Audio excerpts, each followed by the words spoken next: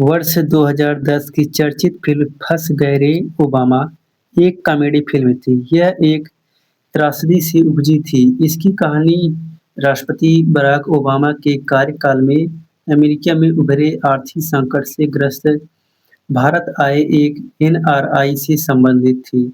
जैसे अमेरिका में आई मंदी ने उस वक़्त सारे विश्व को परेशान किया, वैसे ही अमेरिका की ओर से इजरायल के साथ मिलकर ईरान पर किए गए हमले से आज सारा विश्व परेशान है।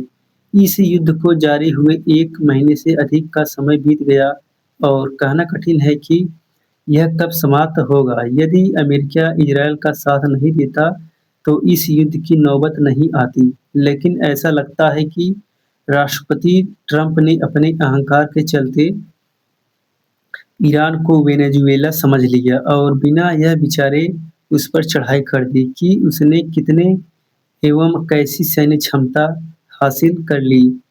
वे इसे भांप नहीं सके कि ईरान पड़ोसी देशों में हमले करके और होर्मुज़ समुद्री मार्ग अवरुद्ध कर उनके पसीने छुड़ा देगा।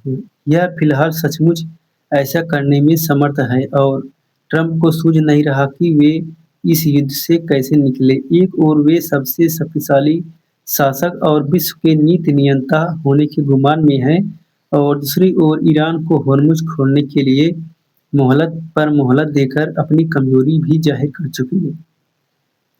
यदि उनकी सेना इतनी ही शक्तिशाली है तो ईरान की मारक क्षमता कम होने का नाम क्यों नहीं ले रही? वह ऐसी-ऐसी मिसाइलें दागने में लगा है जिससे अमेरिका भी परेशान है और इजरायल भी।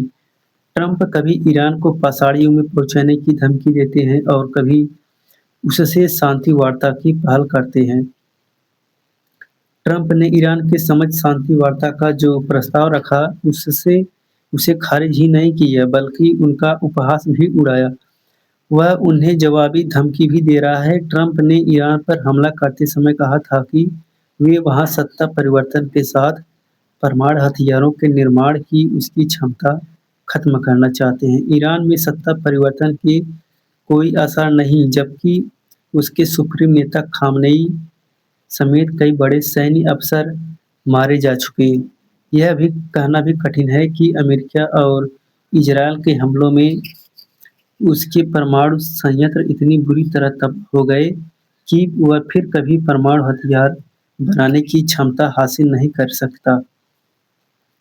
अपनी टैरिफ नीति की लाठी से दुनिया को हाँकने वाले ट्रंप न तो खाड़ी देशों को ईरान के हमलों से बचा पा रहे और न ही अपने मित्र देशों और यहाँ तक कि नाटो देशों को इस युद्ध में सहयोग देने के लिए राजी कर पा रहे। उनके मित्र देश उनका सहयोग करने के लिए इसलिए भी आगे नहीं आ रहे क्योंकि बहुत समय नहीं हुआ जब उन्होंने ग्रीनलैंड पर कब्जे की धमकी देकर उन्हें तंग किया।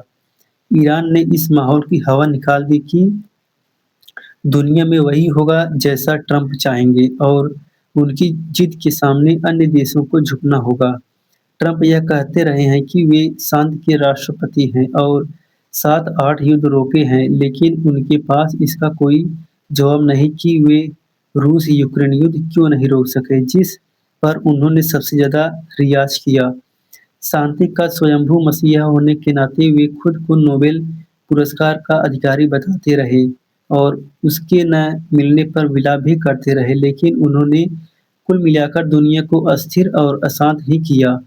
वे अपने विरोधी देशों के साथ मिलकर मित्र देशों से भी बुरा बर्ताव करने के आदी हैं।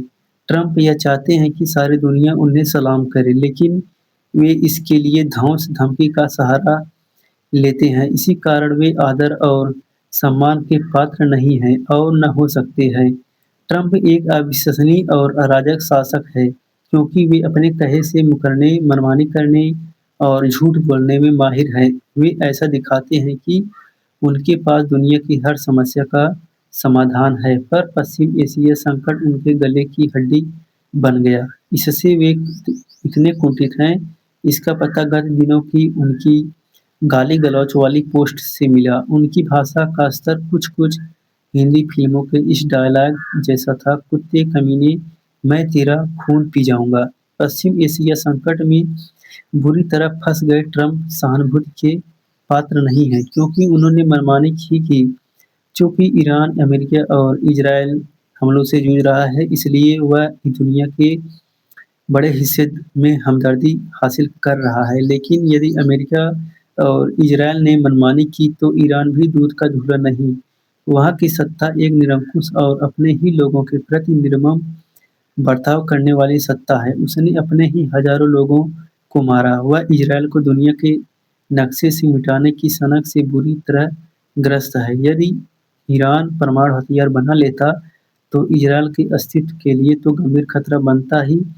पश्चिम एशिया में दादागिरी वर्ष 2010 की चर्चित फिल्म फंस गए ओबामा संगठनों की एक कॉमेडी फिल्म थी। यह एक पश्चिम एशिया संकट का समाधान थी। इसकी कहानी जब और जैसे राष्ट्रपति बराक ओबामा के कार्यकाल में